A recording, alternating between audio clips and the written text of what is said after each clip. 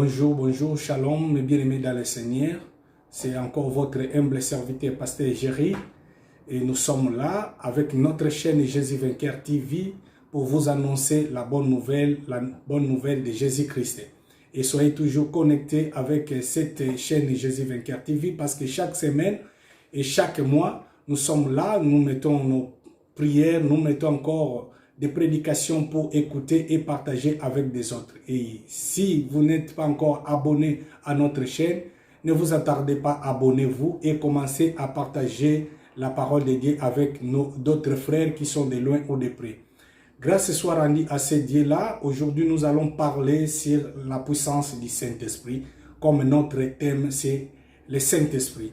Et Nzambe azwa lokumu ba bien-aimé, toza kolobela likambo etali molimo mosantu na tongo na lelo parce que tokokai kosala nyonso mais soki toza na molimo mosantu te bien-aimé toza lokola ba bengongolo ya pamba o eza kotia makelele ya pamba. Parce que la Bible le dit que poussé par le Saint-Esprit que les hommes ont parlé de la part du Seigneur. Lokola tozolo banabino boy bien-aimé eza pona makasi ya nzoto te mais za na kotindikama na molimo mosantu. Totangi mukanda na 2 Pierre pardon chapitre 1 verset 21. Nazotanga mbambu penza 2 Pierre chapitre 1 verset 21. Car ce n'est pas par une volonté d'homme qu'un prophète a jamais été apporté, mais c'est poussé par le Saint-Esprit que les hommes sont parlés de la part de Dieu. Awa Bible zotali sabiso ete lelo tozomona différence moko na kati na sena moi tokomi na batu o bakomi biloba loba na sena moi. Et bien aimé soki likambo kolobeza te c'est mieux vaut de te taire que okende koloba ba n'importe quoi et pas ina bana na Nzambe. Parce que Bible za koloba Nzamba zo ebisa Israël koloba boy. Bokoyeba un prophète tant que akoloba makambo oyo et après un certain temps makambo ngo kosa nini ekoko kisama. Nde wana boko confirmer que aza prophète oya uti et pas inanga tonga Nzambe nde mutu na tindi. Mais lelo qu'est-ce que nous voyons? Tozo mona batu belé avec des faux prophéties, des faux paroles de Dieu, des faux paroles de connaissance et des fausses interprétations de la parole de Dieu, soit disant que non, Nzambe mutu atindi bango. Alors, eloko ni nezo la biso que Nzambe te mutu atindi bango parce que makambo bazo sala, na makambo bazo loba, ezo concordé te.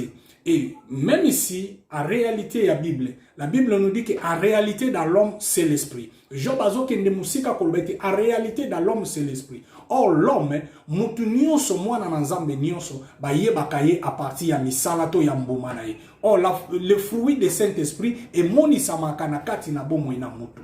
Tant tozo parler ici, les lots tozo lobela sur la puissance du Saint-Esprit. Or, le Saint-Esprit est loko ya timidité te. Le Saint-Esprit ba bomba angote. Le Saint-Esprit est loko yo e fandi na kati ya mutu. Mais souka nango il faut monisama parce que misala na yango nde mutu ko monisama. Et Bible ke musika kolobana biso te nzete na nzete ba yeba kango na mbuma na yango. Et tant que yozo poser ba acte na sena moi oyo, tant que yozo tali sabizaleli oyo za nango na sena moi oyo, tozo comprendre que makambo ozo sala wana eza na ba fruit ya Saint-Esprit te. Parce que nous avons des fruits du Saint-Esprit et tozape na ba mbuma ya Satan. Et mais biso toza na besoin te ya ko parler sur les démons ou sur les diables aujourd'hui. Nous avons besoin de montrer aux gens que non, Dieu existe et la puissance du Saint-Esprit yango dezo réanimer mutu lokola Job azolba que en réalité dans l'homme, l'homme c'est l'esprit. L'homme ce n'est pas le corps, ce n'est pas le santé otokokai ko mona katikati na mutu. Mais mutu azo se représenter par rapport à une force surnaturelle o evandi katikati na ye. Et vous verrez que tant que mutu aza poussé na molimo mosantu, même des paroles o yazo bimisa, au moins que ba parole wana eza très puissant. Oh puissance wana zo bima par rapport pas ya parole o ya lobi, mais par rapport ya molimo mosantu o eza kati na ye, nezo komisa maloba wana ezala na nguya. Alors lelo eloko nini tozo constater na ba église na biso to na kati ya ba vie chrétienne na biso. Toza na bato belé bien aimé, molimo mosantu esala kasute. Et puis, vous allez constater des hommes. En réalité, car ce n'est pas par une volonté des hommes qu'un prophète a jamais été apporté, mais c'est poussé par le Saint-Esprit que les hommes ont parlé de la part du Seigneur. C'est maintenant poussé par le Saint-Esprit. Mais est-ce que, vous comprenez que ça n'a pas belé, makambu bazo sala, eza yako tindi kamate na molimo mosantu, eza par rapport à ko kisa posa na ye, par rapport à zo mbongo na ye, mais molimo mosantu azawana na katite. Oh, Bible eza koloba na biso boy, les jours là, mokolo ya Pentecôte, eza mokolo église bandi, parce que Jésus-Christ katinaye, il avait tout esprit en lui-même. Mais Bible lobi nakokende nakotika bino bitikete. Je vous enverrai le Saint-Esprit. Et molimo mosantu eye lelote. Molimo mosantu eye depuis le jour ya Pentecôte. Et Bible lobi bazalaki na chambre haute, to yebi yango na verset na Actes des Apôtres chapitre nango, ou bandi na premier verset kita, ou bien Actes des Apôtres chapitre 2. Ne okende kotanga esika wapi molimo mosantu abandi koopérer na kati na vie na bato. Et bien aimé na linata lisabiso que molimo mosantu aza nyonso oyo aza kati na biso. La plus importante comme David azolbete kolongola molimo mosantu te nzambe oyo tie kati na bomo inangai. Donc tozo comprendre que David azo comprendre que le Saint-Esprit ne aza nyonso na kati na bomo inayo. Soko ke kotanga ngo je passe na mukanda na Psaume chapitre 51. David aza kolbete kolongola te molimo mosantu oyo tie kati na ngai. Donc tozo comprendre que na kati na mutu. En réalité dans l'homme c'est l'esprit. L'esprit ne yango ezo vivifier mutu. OK, toza na batu mibale na sena moyo oyo. Toza na mutu nyama na mutu azo kotambola na molimo mosantu. Mutu nyama aza mutu oyo ke molimo mosantu kati na ye ezate. Donc yazo sala makambo selo pensé na ye, azo loba o yazo kanisa pe o yazo mona. Or mona na nzambe azo vivre par rapport ya puissance ya Saint-Esprit. Je ne sais pas si jusque là tozo faire comprendre eloko nini tozo lobela na tongo na lelo. Et to ke ne muke ko comprendre susu na mukanda na nzambe livre ya Jean chapitre nango 6 verset 66. Jean chapitre 6 verset 66 Bible oui. De ces moments, plusieurs de ses disciples se retireront et ils alleront plus avec lui. Jésus donc dit aux 12, et vous ne voulez-vous pas aussi vous en aller? Simon-Pierre lui répondit, Seigneur, à qui irons-nous? Tu as les paroles de la vie éternelle. En nous avons crié et nous avons connu que tu es le Christ, le Saint de Dieu. Jésus répondit, ce n'est pas moi qui vous a choisi, vous les 12, et l'un de vous est un démon. Awa tozo comprendre histoire oyo, Bible za kotalisa biso bandeko oyo babandeko kolanda Yesu. Bible lobi ete bazalaki plus de 70, bazalaki ebele kolanda Yesu. Mais tango yeko koma likambu ya kolia nzoto pe komela makila na Yesu Kristo nesika ekomaki makasi pona bandeko oyo. E batu nyonso bayebaki kopanzana. Yesu Masia yeko tuna bango lobi ebongo bino botikaleli nini. Mais Bible za koloba na biso Simon Pierre tango azozwa maloba azoloba pona ye moko te mais azoloba pona bango nyonso 12. Alobete nkolo toko kende wapi epa na yonde nzambe tozwi na maloba na bomwe. Alobi toko kende wapi? Bible lobi alobi toko kende wapi? Simon Pierre lui répondit, Seigneur, à qui irons-nous? Tu as les paroles de la vie éternelle. Et ce qu'on t'a dit, makamunyo so Pierre azakoloba.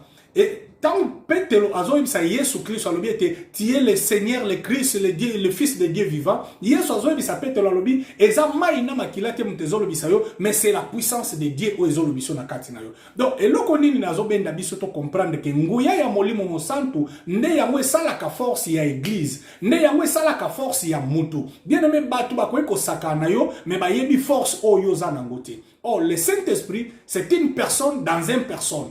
Le Saint-Esprit va nourrir sa cahier. Le Saint-Esprit azalaka triste. Le Saint-Esprit akoy ko kende pe akoy ko zonga. Molimo mosantu abimaka kati na mutu. Otikali sa molimo mosantu. Et Bible ko pousse biso to comprendre mutu azana molimo mosantu par rapport ya ba fruit ya Saint-Esprit soko ke na mukanda na Galate. Nekuna okende komona bazo parler ba fruit ya Saint-Esprit. Alors, Bible za kolba na biso te tozala animé na molimo mosantu. poto longa na posa ya nzoto. Donc tozo comprendre que notre vie po ezala bomo ya seko ya malamu na se na moi oyo po ete un jour tokokana kokota na bomo na seko e esengeli na biso tokambama na molimo mosantu. Yango Bible elobi que poussé par le Saint-Esprit. Donc soki oza kotindikama na molimo mosantu te, il faut comprendre que oza animé na molimo nini. Parce que si na te yape makambo o nyonso ezo concerné molimo mosantu, je pense que la prédication aussi ezaka répétition ya makambo tolobaki pe tokubanda kolobaka yango tangu nyonso ti mokolo Yesu Masiya akozongaka. Eza na bandeko moko babande kotambola na Yesu Kristo bakomi na mboka moko boye balingi koyamba bango te. Babandi kobengana bango po bayamba bango te. Bandeko wana bazobisa Yesu balobi na Yesu boye ke nkolo belela moto ekita po eyeba na kozikisa bango. En réalité bandeko wana bazalaki na bango na raison parce que Jésus-Christ azaki na besoin asala musala mais balingaki te na mboko ayambaki. Mais Yesu azokende kotuna bango alobi vous êtes animés de quel esprit? Donc nazo comprendre que molimo mosantu na Nzambe il y a aussi un esprit de démon. Parce que zana mutu muso azokanisa ke molimo mosantu mutezo kambaye, mais ce n'est pas molimo mosantu mutezo kambaye. Il faut faire le part des choses, il y a milimo. Parce que tozolo bela milimo nyonso te mais tozolo bela molimo mosantu na Nzambe. Bien aimé, mutu atindika mina molimo mosantu, makambo na Nzambe batindika kaete. Mutu akamba mina molimo mosantu kosala malamu batindika kaete. Il comprend en lui-même que non. Bible lobi na sala malamu tango epesa melingai na sala yango. Donc il fait pas ça pour te batuba mona ye. Mazo sala yango parce qu'aza poussé par le Saint-Esprit. Et soki lelo nazote ya likambo. Nazote yango te po batuba ye bangai. Po batuba mona nga. Mais nazote yango parce que molimo mosantu nda pesi nga yango po na pesa libota na Nzambe. Yango Bible ke kolbe te poussé par le Saint-Esprit que les hommes ont parlé de la part du Seigneur. Donc batu bazo loba makambo yo ba yebi koloba te parce que bazo zo yango ko uta na molimo mosantu te. Molimo mosantu yango de pesa ka makasi kati na mutu. Bien aimé, même si olingi ko sala libondeli, il faut prier na yo ezala basé na puissance ya Saint-Esprit. Et qu'est-ce que la Bible nous dit dans les jours là? Bible nous dit na mukolo yango wana na mukanda na Actes des Apôtres. Dans Actes chapitre 2, Actes des Apôtres chapitre 2, verset Nango, Actes des Apôtres chapitre 2, verset 37, Nathalie na kombo na Yesu Kristo. Après avoir entendu ces discours, ils iront les cœurs vivement touchés et ils diront à Pierre et aux autres apôtres, oh mes frères, que ferons-nous? Pierre leur dit, repentez-vous et que chacun de vous soit baptisé au nom de Jésus-Christ à cause du pardon de vos péchés et vous recevrez les dons du Saint-Esprit. Car la promesse est pour vous, pour vos enfants et pour tous ceux qui sont de loin, aussi grand nombre que le Seigneur notre Dieu les appellera. Donc, awa tozo comprendre que mutu yo ayamili loba na Nzambe oyo réellement uti na nzela na Nzambe molimo mosantu ye moka kokende kotuna abandi kotuna lobi lokola na yoki siko na sala nini. Mais lelo na kati na l'église na biso lelo na kati na bana na Nzambe mutatu na kasu question te. Bible za kote ya batei baza koloba na bango mais comme ici molimo mosantu azate na kati na mutu mwatu na question wana ezate. Je pense que question ni nozo lukotuna ngai bakotuna na kotuna question nini okotuna question boye siko liloba na Nzambe lokole lobi natika makambo yo na sala nini po natika yango parce que bandeko yo après avoir écouté la parole comme ici le Saint-Esprit azalaki ko agir na kati na bapôtre et bien aimé Bible lobi nyonso babandai ko sala e bandai ko kende na récite na kati na bomoi na bango et Bible lobi nanga batu oyo ba yoki ba ye ko loba na bango après avoir écouté ces discours ils iront les cœurs vivement touchés mitema na bango et simba mina nguya na molimo mosantu bien aimé tu sais mutu azana molimo mosantu ba force akaite même ici likambo etali ko pesa makambo etali ko pesa na église ngana loba yango Premièrement, il faut enseigner le peuple de Dieu à comprendre que bazo pe c'est pas ina mutute, mais bazo pe c'est pas ina nzambe. Mutu ya simba mina molimo mosantu batindi kakete pesa. Et mutu ya simba mina molimo mosantu batindi kakete sambela. Soko moni na kati na église, batu bazo tindika batu po ba sambela. Batu bazo pesa ba communiquer po batu ba ya avant na ère église. Batu bazo pesa ba communiquer tangu nyonso po batu ba sunga batu na église. C'est que molimo mosantu azo sala nanu musala te. Et comme akanatang moko boye, na kati na vie chrétienne ya mwana na Nzambe. Soki molimo mosantu abandi ko sillonner likolo na yo. Comme Bible za kolba na livre ya Job que en réalité dans l'homme c'est l'esprit. Soki esprit de Dieu ebandi ko dominer sur yo. Bien aimé o compléter makamususu et comme aka facile ya kosala. Kosambela e comme eloko batindika yote yomoko monaka okoti na ndaku obandi kosambela e po sala malamu e kosenga te batindika yo keno zo eloko bo epesa ndeko na yo yomoko kaka omona keno nazana ngo 4 5 na longoli na pesi ndeko na ngai pona sunga ndeko azana hôpital tona kende kotala e mutu akobenga yo ta kotindika yote yomoko zui Bible na yo tie na se na lipeka oke kotala ndeko no donc biloko mususu ekokoma automatiquement et la délivrance na kati ya vie na yo ekosenga te batielo maboko mais molimo mosantu tango akoti kati na yo a délivrer corps na yo vie na yo nyonso ekomi délivrer par rapport ya puissance ya molimo mosantu.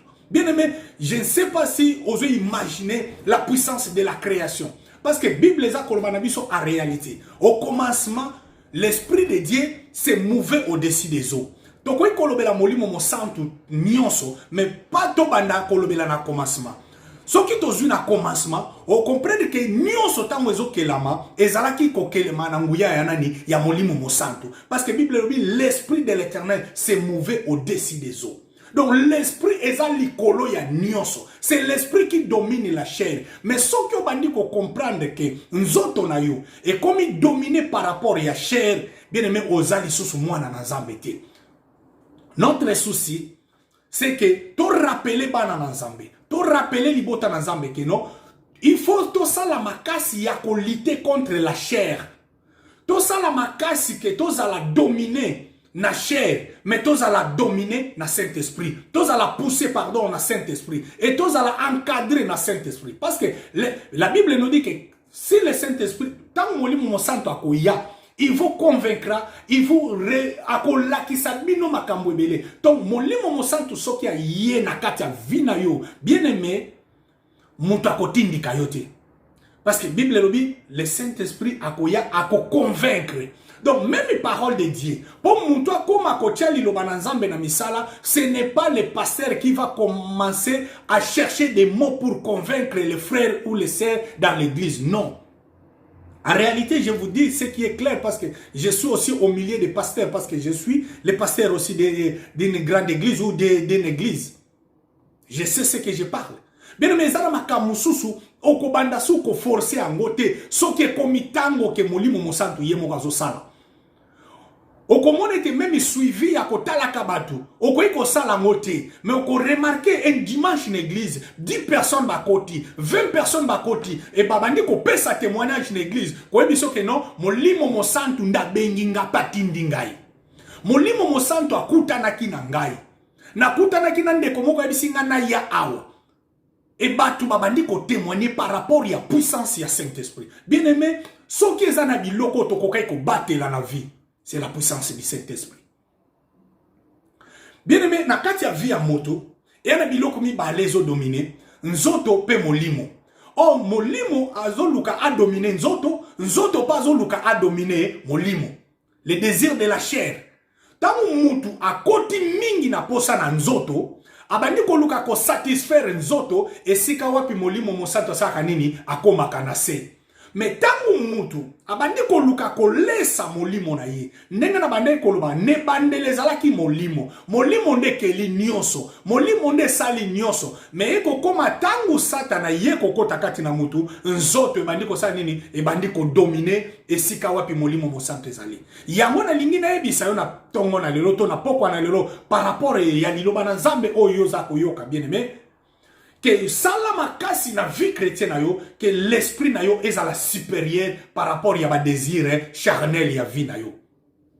Lelo komona mutu akozwa ta ebele ya koluka mbongo to a satisfaire santé na ye, akoluka mbongo moyen po asomba bilamba ya malamu alatisa nzoto na ye, oye kopola un jour, mais akoluka te asala makasi akutana na présence ya molimo mo santu. C'est ça le mal na kati ba vie chrétienne na biso. Mutu moko azo sala effort te.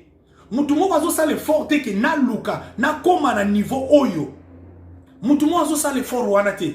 Parce que le Saint-Esprit de jour au jour, le Saint-Esprit a koyi kozala triste par rapport à makambo oyo salaki, par rapport à ba réagissement oyo agisaki liboso na batu, par rapport à comportement oyo affichaki, parce que to uti koloba ete nzete na nzete ba yeba kango na mbuma nango.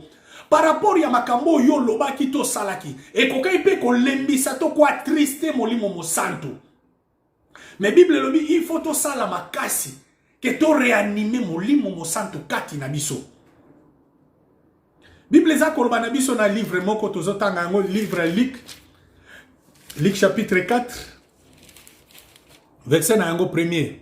Bible lobi Jésus rempli du Saint-Esprit revient du Jourdain et il fut conduit par l'Esprit dans le désert, où il fut tenté par le diable pendant 40 jours, il ne mangea pas. Donc, to yebi histoire oyo, awa bazota l'exception na mokanda na Luc, chapitre 4, que Yesu Kristo, na sima ya kotondisa mana molimo mo santo.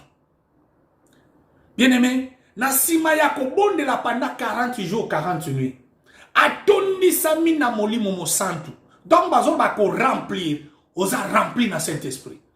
Bien, mais ce n'est pas Jésus-Christ lui-même qui était rempli du Saint-Esprit. Aujourd'hui, toi et moi aussi, nous avons cette capacité d'être remplis par le Saint-Esprit. Toza la capacité à kobele la nguya ya molimo mo santu, toko kamba mana nguya na molimo mo santu, parce que toko kai kobele la ngote parce que toza déjà na molimo mo santu, kati na biso. Ce sont aussi des petites erreurs auto salaka tobele la molimo mo santo. Toza suna besoin ko bele la ngote, mais toza na besoin ya manifestation, ya puissance ya Saint-Esprit na kati ya ba vie na biso. Toza na besoin ya manifestation, ya puissance ya Saint-Esprit na kati ya mabota na biso, na kati ya ba vie chrétienne na biso. Il faut que le Saint-Esprit azala manifester. Comment le Saint-Esprit peut être manifesté dans ta vie? Tant que ozo sala makambo yo, ezo memayo na molimo mo santo. Tant que vous agir par rapport à la connaissance et à la parole de Dieu. Et tant que vous bonde là, kolandi sama molimo to kolanda ba directif ya molimo mo santo. Parce que le Saint-Esprit c'est une personne. Koko samate molimo mo santo a lobaka, molimo mo santo a kambaka, pe molimo mo santo a dirijaka.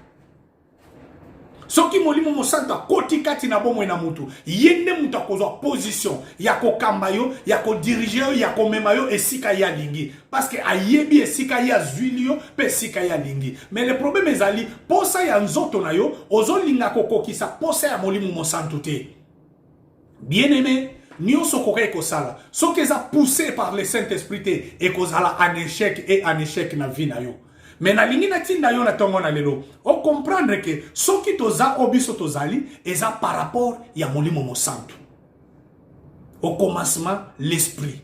Et bien aimé tango bandaki vie chrétienne, o bandaki yango na molimo. Mais soko tali lelo ndengo za ko kendela, o comprendre que molimo aza sous na place te na kati ya vie na yo. Et ça l'est un peu fort au comprendre par rapport à l'enseignement au toza ko pesa. O ya comprendre que e bandeli ya vie chrétienne ezala ki penza malam. Lokola apôtre Paul azoloba na bande ko Galatia lobi bobandaki na molimo mais bobandi ko kende ko suka na nzoto. Et lelo na kati na vie chrétienne et belé na bana na Nzambe, on comprend que place ya spiritualité ezali sulté. Mutu pozwa taye belé ya ko pesa pona koyoka maloba na Nzambe akozwa yango te, mais akozwa taye belé ya koyoka ba fitilité ya ko finga to ya kotonga bande ko mususu. Ya koloba mabe n'importe quoi pona baninga, mais pona zwa tawana a se sacrifier yango na kati l'église pendant 2 heures du temps, c'est aussi problème makasi. Mais on comprend que tant au bandaki makambo na Nzambe, o bandaki ko wele na ko sambela, o bandaki ko wele na ko yoka maloba na Nzambe, o bandaki ko tosa basana na Nzambe, mais depuis que o komi na posa na nzoto, même discours ya basana na Nzambe e komi lo pasi na matoi na yo. Et o bandi même ko finga na basana na Nzambe, o bandi même ko chola na molimo mo santo. Bien-aimé, que basa l'attention. Tozonga esika to utaki parce que Bible to nzambe azana besoin na biso yenda kamba biso. Soki oza ko kambama na nzambe te, c'est koza ko kambama et pas na satana. Parce que tango Yesu azoyebisa bandeko oyo ba apôtre sikato uti kotanga, azoyebisa bangalobi l'un de vous c'est un démon. Donc moko na kati na bino aza démon, yende muta okende koteka parce qu'azo parler pour na Juda. Pierre azo baneke toko kende wapi epa nonde tozana maloba na bomoe mais zalaki na moko kati na bango nda zalaki na molimo mosanto te na kati na bango depuis le début azalaki moyibi to bande ko yiba mbongo azalaki na makamu ya mabe yango na uti ko ebisa yo pona o comprendre vie nezo marcher nini tala pe ba acte yo zo poser na kati ya vie na yo parce que vie chrétienne aussi ça marche avec les actes o tozo poser na kati ya vie chrétienne est-ce que za nzambe est-ce que makambo nazo sala nzamba zo sepela nango. Est-ce que makambo na osala na molimo mosanto azo kambangai to eza ba posa na ngai ya nzoto ndezo kambangai tika nzamba lola apambola biso. Je pense que na ba vidéo na biso ezoya to ko mekempe ko continuer susu na thème na biso oyo toza ko parler sur la puissance du Saint-Esprit. Que Dieu vous bénisse na kombo na Yesu Kristo to kutani mbalasi.